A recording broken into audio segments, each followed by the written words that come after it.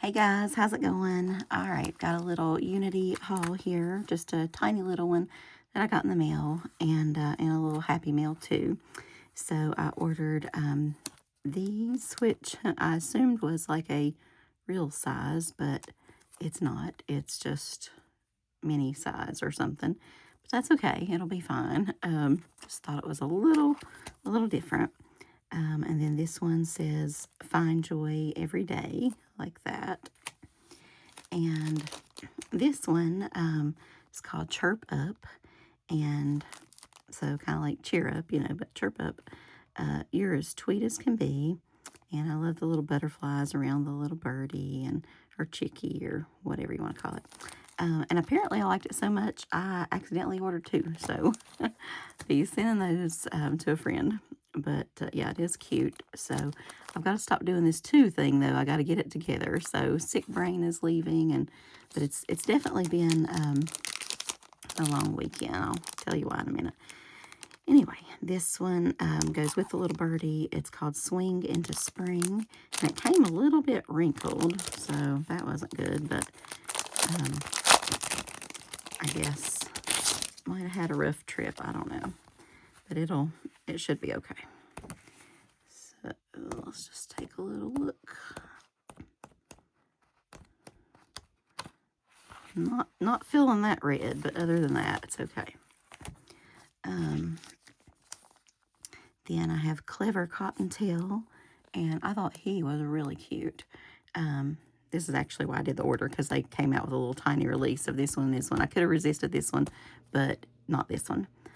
Some Bunny's Too Smart for This Place, Brilliance in Progress, Hairs to Your Success, Think Big, Dream Bigger, You Have Big Brain Energy, Certified Smarty Pants. So I just think that is the cutest little thing. And yeah, so y'all know how I feel about bunnies. And then this is the little free gift they send you. Spring awakens the golden seas and meadows with her warm hands. I love that. In springtime, youth slips away from age in its magical season where miracles take place and anything is possible. That's nice. And then some pretty little tags and, well, just tags, I guess. And then last of all, a buddy sent me, her name's Jackie, but anyway, I don't think she has a YouTube channel, so anyway, sent me a nice little St. Patrick's Day card. So that was lovely to get as a Happy Meal surprise. So this has been a long week. Haven't really been stamping, unfortunately. I lost my doggy this week. I'm going to try to do this without crying because I started it a few minutes ago and I couldn't, but I can get through it.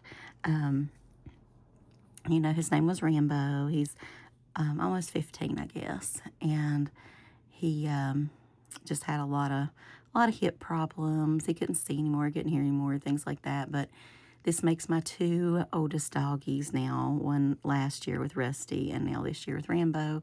So that leaves my poor little Rosie girl all by herself out back. I still have the two puppies out front who are not puppies anymore, but I still call them puppies. But so now I only have three, which is, it seems much quieter, shockingly. Like, it's just, you wouldn't think one would be such a significant impact to the noise and the everything, but it is. And he's truly, truly missed. I love that baby. But anyway, so haven't had time to stamp yet. Maybe this coming week or this weekend or something. But I've had to spend a lot of time with Rosie, and well, it happened Friday, and so I didn't want to. I wanted to cremate him, but I didn't because Rosie's very close to him. He didn't even really like her. He didn't like other dogs in general. He wasn't mean to them or anything. He would just like turn his head. He's a very private kind of dog. But she loved him. She loved and adored him. That was her daddy.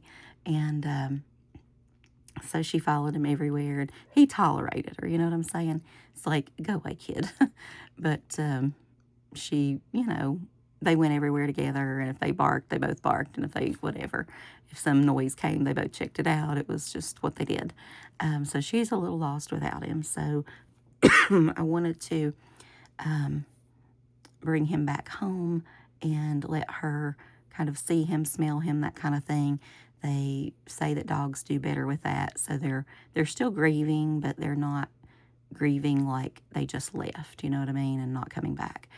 And that they understand death and that kind of thing. So, but then, so I brought him home that night, and then we buried him the next day. But that night, I was reading some articles on like it being really hard on dogs too, and some dogs have had heart attacks and things like that when they've seen their like sort of buddy dog or something. So I'm like, oh, I don't know. She's older too, and she's got problems and all this stuff. So I don't know. So I finally just decided to let her smell him, not necessarily see him and that kind of thing. And she understood. I mean, she was kind of whimpering and things through the day, and just she knew it was different. And so she stayed beside us the whole time during the burial and things like that. And my boyfriend came down to help us dig a nice little plot, for him. And so it was all, as good as it could be, I guess. But she seemed to do okay. But she's very, very needy and very lonely right now. She's never been by herself. She's always had tons of dogs because I've always taken in strays and, nurse them back to health or just whatever in between finding them homes or different things. And so she's always had lots of dogs around. And so now she's all by herself, and I feel so bad. And I don't think Copper and Brownie, the puppies, would hurt her. They're just so big, and she's so delicate that, she's a chunky little monkey, and she also has arthritis and hip problems and things like that. And she's much older, and she loves to play, but she can barely get around. So even with my other doggy, sometimes he would just move a certain way and it would knock her down. And so I know these two that are completely rambunctious. Like I said, I don't think they would hurt her. It's just by accident. So I can't let that be, but I'm going to let them get closer. I'm going to move the fence and put it where they can, sniff and walk around with each other, but just the fence in between them, because now there's like still a separation in between their two fences a little bit. And I might end up changing the porch where they can come on half of the porch for the back and put, I don't know, maybe sliding glass doors up or screen doors, something so she can still have them around, but they won't accidentally step on her or something. But yeah, we've gone through tons of toys today. We've spent all the time, all the loves together, and still when I come back in, she's like, boom, boom, boom, knocking on the door, and like, I can't handle hearing her cry. It just kills me. Oh. So, that's what I'm doing today, is just spending a lot of time with her. And, and luckily, like I said, with the burial and things yesterday, I got to spend, the whole day pretty much out there with her and that kind of thing. So that was good. But I'm going to talk to my father and see if he can go out in the yard in his little scooter chair more and that kind of thing this week, and just make sure he's staying with her while I'm at work and doing stuff. And, she does like toys. She destroys a lot of toys, so you have to monitor that with her. I don't want her to get hurt on anything, but I'll let her chew them up, to a point, and then we'll have to get another one. But yeah, so right now we're just doing lots of belly scratches and lots of loving and, but she just seems lost without him. So it breaks my heart even more. But anyway, but that's why there's no card video right now, but hopefully soon. And she might come in here and stamp with me. You never know. We'll see.